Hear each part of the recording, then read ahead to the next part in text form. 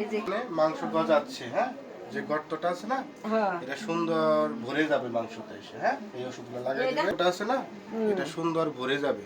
হ্যাঁ হ্যাঁ হ্যাঁ এই ওষুধে মাংসগুলো গজায় এসে সুন্দরভাবে হ্যাঁ হ্যাঁ ভরে যাবে, যেভাবে মাংস গজাচ্ছে। হ্যাঁ। এই পানিতে কিন্তু শুক ধরে গেছে, হ্যাঁ, হ্যাঁ আর এই দিক দিয়ে যে পুঁজগুলো আসতেছে এটা মোটামুটি শুকাই যাবে, হ্যাঁ। হ্যাঁ আপনি টেনশনের কোনো কারণ নেই, হ্যাঁ, ভয় নাই, ঠিক আছে।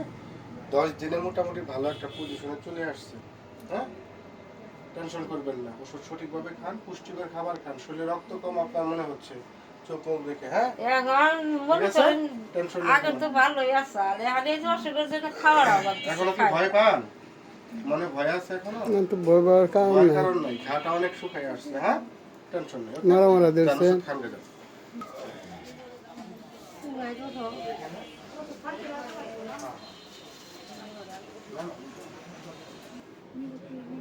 আপনারা কয়জন?